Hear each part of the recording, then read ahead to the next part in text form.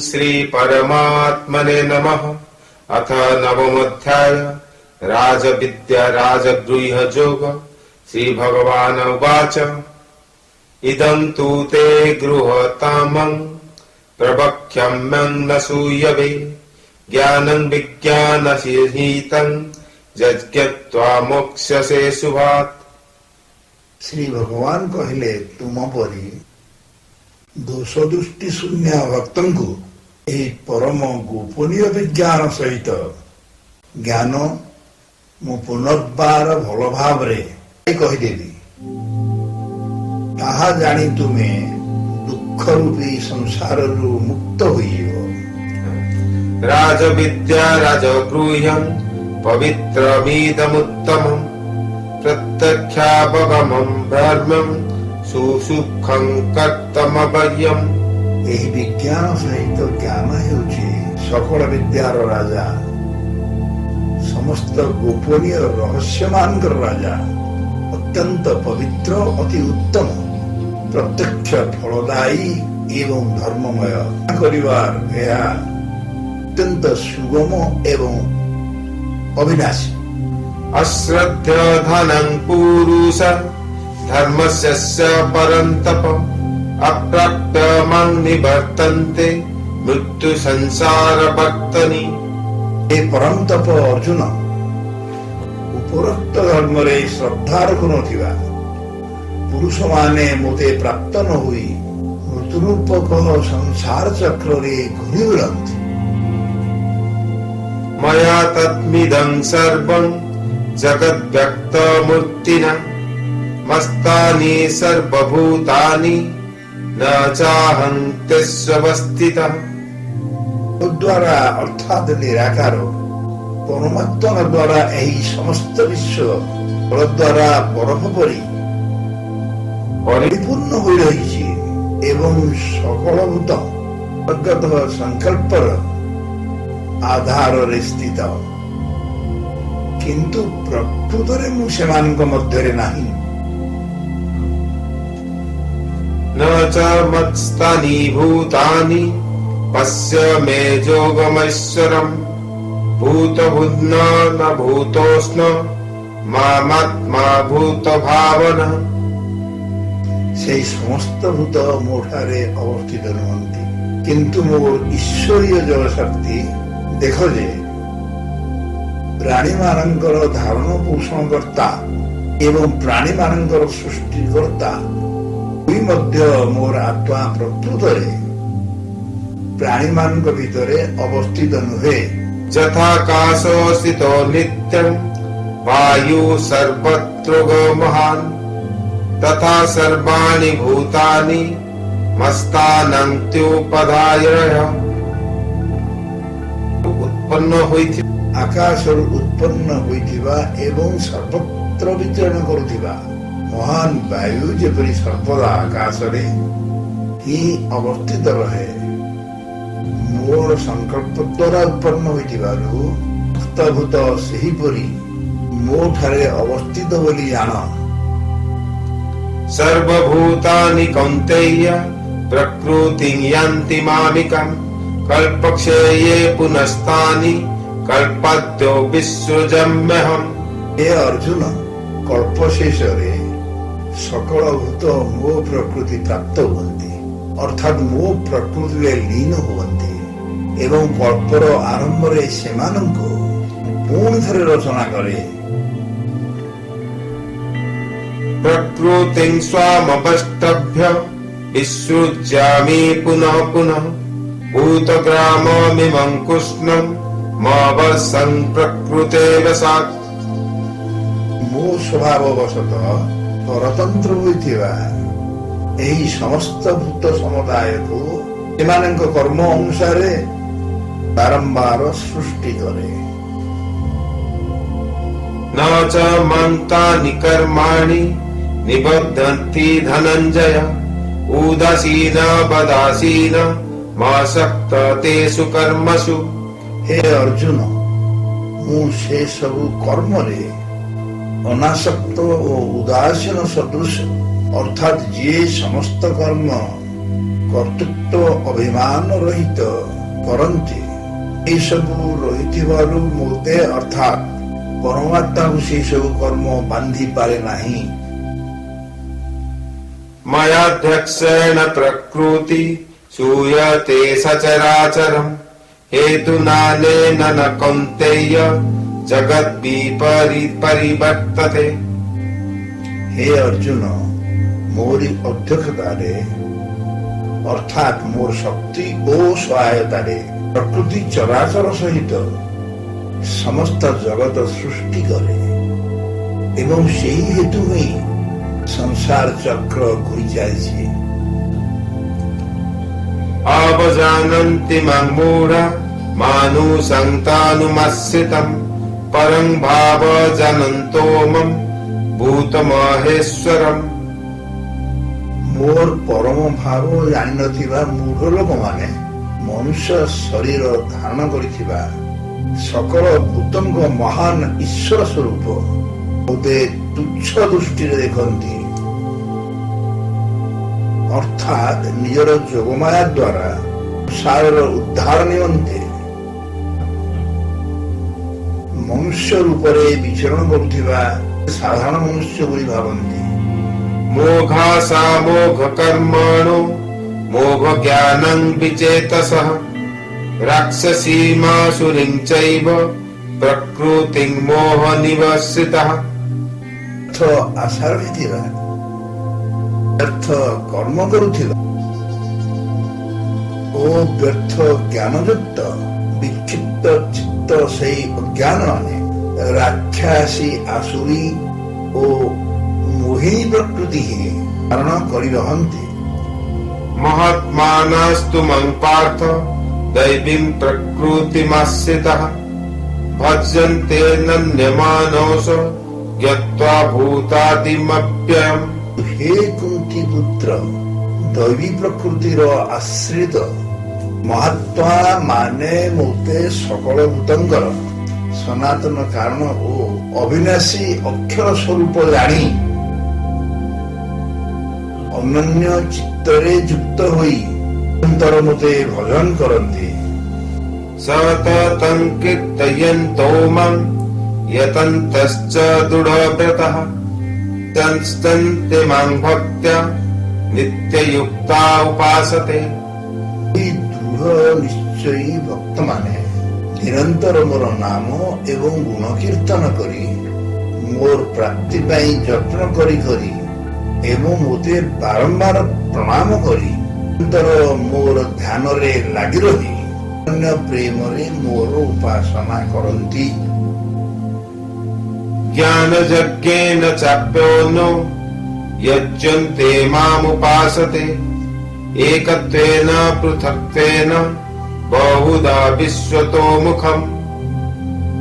अन्य केतक ज्ञानी योगी मोते निर्गुण निराकार ब्रह्म बोली जानी ज्ञान यज्ञ द्वारा भिन्न भाव रे मोर उपासना करन्ति एवं अन्य केतक योगी बहुत प्रकार रे अवस्थित मोते अर्थात विराट स्वरूप परमेश्वर को पृथक भाव रे मना करन्ति।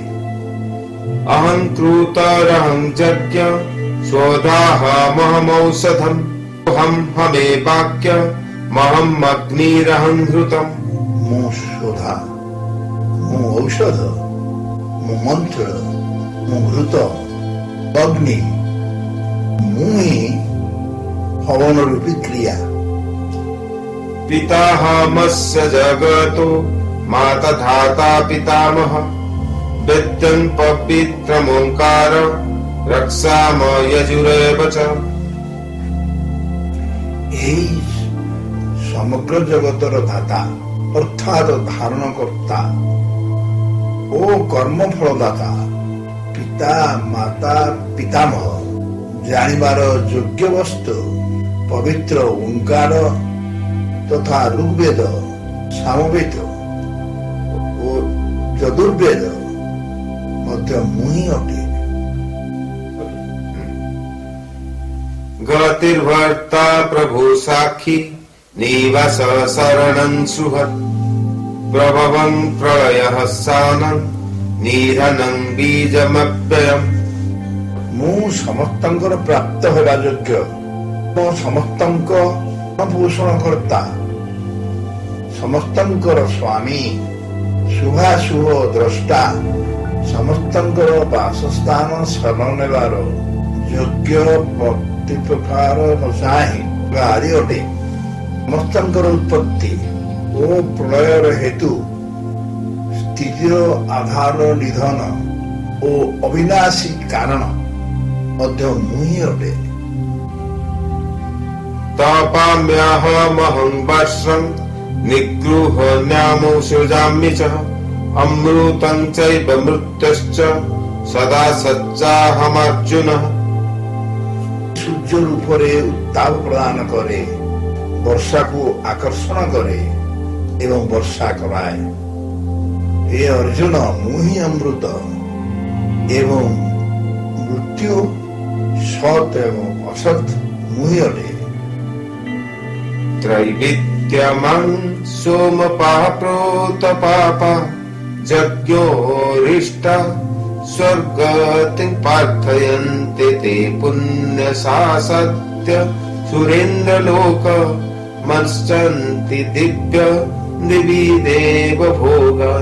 তিনি ବେଦର ବିଧାନ ଅନୁସାରେ କାମ କର୍ମ କରୁଥିବା ତଥା ଯଜ୍ଞର ସୋମରସ ପାନ କରୁଥିବା ନିଷ୍ପାପ ପୁରୁଷମାନେ ମୋତେ ଯଜ୍ଞ ଦ୍ୱାରା ପୂଜା କରି ସ୍ୱର୍ଗ କାମନା କରନ୍ତି। ସେମାନେ ନିଜ ପୁଣ୍ୟମାନଙ୍କର ଫଳସ୍ୱରୂପ ସ୍ୱର୍ଗକୁ ପାଇ ସ୍ୱର୍ଗରେ ଦେବ ଭୋଗ ଭୁଜନ୍ତି। एतं भुक्त स्वर्गलोकं विशालं क्षीणे पुण्यो मर्त्यलोकं विशन्ति। एवं त्रयधर्ममनुप्रपन्न गदागतं कामकात् लभन्ते। ସେମାନେ ସେହି ବିଶାଳ ସ୍ୱର୍ଗ ଲୋକ ଭୋଗ କରି ପୁଣ୍ୟ କ୍ଷୀଣ ହୋଇଯିବା ପରେ ଲୋକ ପ୍ରାପ୍ତ ହୁଅନ୍ତି। ଏହିପରି ସ୍ୱର୍ଗ ପ୍ରାପ୍ତିର ସାଧନ ରୂପକ ତିନି ଭେଦରେ କଥିତ ସକାମ କର୍ମର ଥିବା ଏବଂ ଭୋଗ କାମନା କରୁଥିବା ପୁରୁଷମାନେ ବାରମ୍ବାର ଆଗମନ ପ୍ରାପ୍ତ ହୁଅନ୍ତି, ଅର୍ଥାତ୍ ପୁଣ୍ୟ ବଳରେ ସ୍ୱର୍ଗକୁ ଯାଆନ୍ତି ଏବଂ ପୁଣ୍ୟ କ୍ଷୀଣ ହୋଇଗଲେ ମୃତ୍ୟୁ ଲୋକକୁ ଫେରି ଆସନ୍ତି। अनन्याश्चिन्तयन्तो मां ये जना पर्युपासते तेषां नित्याभियुक्तानां योगस्य मे बाह्यम्। ଯେଉଁ ଅନନ୍ୟ ପ୍ରେମୀ ଭକ୍ତଜନ ମାନେ ମୋତେ ଅର୍ଥାତ୍ ପରମେଶ୍ୱରଙ୍କୁ ନିରନ୍ତର ଚିନ୍ତନ ପୂର୍ବକ ଭାବରେ ଭଜନ କରନ୍ତି, ନିତ୍ୟ ନିରନ୍ତର ମୋର ଚିନ୍ତନ କରୁଥିବା ସେହି ପୁରୁଷମାନଙ୍କର ଯୋଗକ୍ଷମ ସ୍ୱୟଂ ମୁଁ ବହନ କରେ। देवता भक्ता यज्जन्ते सत्ययनितः तेऽपि मामेव कौन्तेय यज्जन्ते विधिपूर्वकम्। हे अर्जुन, ଯେଉଁ ସକାମ ଭକ୍ତମାନେ ଶ୍ରଦ୍ଧାଯୁକ୍ତ ହୋଇ ଅନ୍ୟ ଦେବତାମାନଙ୍କୁ ପୂଜା କରନ୍ତି ସେମାନେ ମୋତେ ହିଁ ପୂଜା କରିଥାନ୍ତି। ସେମାନେ ମଧ୍ୟ ମୋତେ ହିଁ ପୂଜା କରିଥାନ୍ତି, କିନ୍ତୁ ସେମାନଙ୍କର ସେହି ପୂଜା ଅବିଧି ପୂର୍ବକ ଅର୍ଥାତ୍ ଅଜ୍ଞାନ ପୂର୍ବକ ହୋଇଥାଏ। अहं हि सर्वजज्ञानं भोक्ता च प्रभुरेव च मामभिजानन्ति तत्त्वो न तत्त्ववन्ति ते। କାରଣ ସକଳ ଯଜ୍ଞର ଭୋକ୍ତା ଓ ସ୍ୱାମୀ ମଧ୍ୟ ମୁଁ ହିଁ ଅଟେ, କିନ୍ତୁ ସେମାନେ ମୋତେ ଅର୍ଥାତ୍ ପରମେଶ୍ୱରଙ୍କୁ ତତଃ ଜାଣନ୍ତି ନାହିଁ। ସେମାନଙ୍କର ପତନ ହୁଏ, ଅର୍ଥାତ୍ ସେମାନେ ପୁନର୍ଜନ୍ମ ପ୍ରାପ୍ତ ହୁଅନ୍ତି। देव प्रता देवन् पितॄन् यन्ति पितृव्रता भूतानि यन्ति भूतेज्य यन्ति मज्जजिनोमिता। ଦେବତାମାନଙ୍କୁ ପୂଜା କରୁଥିବା ମନୁଷ୍ୟମାନେ ଦେବତାମାନଙ୍କୁ ପାଆନ୍ତି, ପିତୃମାନଙ୍କୁ ପୂଜା କରୁଥିବା ମନୁଷ୍ୟମାନେ ପିତୃମାନଙ୍କୁ ପାଆନ୍ତି। ଭୂତ ପ୍ରେତକୁ ପୂଜା କରୁଥିବା ମନୁଷ୍ୟମାନେ ଭୂତ ପ୍ରେତକୁ ପାଆନ୍ତି ଏବଂ ମୋତେ ପୂଜା କରୁଥିବା ଭକ୍ତମାନେ ପାଆନ୍ତି। पुष्पं फलतोऽयं यो मे भक्त्या प्रयच्छति तदहं भक्तुपर्हुत मस्नामि प्रजत्मनः। ଭକ୍ତ ମୋତେ ପ୍ରେମର ସହିତ ପୁଷ୍ପ ଫଳ ଜଳ ଆଦି ଅର୍ପଣ କରନ୍ତି। ଶୁଦ୍ଧ ବୁଦ୍ଧି ନିଷ୍କାମ ପ୍ରେମୀ ଭକ୍ତଙ୍କର ପ୍ରେମ ପୂର୍ବକ ଅର୍ପିତ ସେହି ପତ୍ର ପୁଷ୍ପାଦି ମୁଁ ସଗୁଣ ରୂପରେ ପ୍ରକଟ ହୋଇ ବିଧିପୂର୍ବକ ଗ୍ରହଣ କରେ। यत्तरोषि यदश्नासि यजुहोषि तदासि च यत्तपस्यसि कौन्तेय तत्कुरुष्व मदद्रपन्। हे अर्जुन, ତୁମେ ଯାହା କିଛି କର୍ମ କରୁଛ, ଯାହା କିଛି ଭୋଜନ କରୁଛ, ଯାହା କିଛି ହବନ କରୁଛ, ଯାହା କିଛି ଦାନ କରୁଛ ଏବଂ ଯାହା କିଛି ତପ କରୁଛ, ସେ ସବୁ ମୋତେ ଅର୍ପଣ କର। शुभाशुभ फलङ्गेवं मोक्ष्यसे कर्म बन्धनौ सन्न्यास योगयुक्तात्मा विमुक्तो मापुपौष्यसि। ଏପରି ଭାବରେ ଯେଉଁଥିରେ ସମସ୍ତ କର୍ମ ଅର୍ପଣ କରାଯାଏ, ସେହି ସନ୍ନ୍ୟାସ ଯୋଗରେ ଯୁକ୍ତ ଚିତ୍ତ ହୋଇ ଫଳାଶକ୍ତି ତ୍ୟାଗ ରୂପକ ସମର୍ପଣ ବୁଦ୍ଧିରେ କର୍ତ୍ତବ୍ୟ କର୍ମ କଲେ ତୁମେ ଶୁଭାଶୁଭ ଫଳ ରୂପୀ କର୍ମ ବନ୍ଧନରୁ ମୁକ୍ତ ହୋଇଯିବ ଏବଂ ସେଥିରୁ ମୁକ୍ତ ହୋଇଯାଇ ମୋତେ ପ୍ରାପ୍ତ ହବ।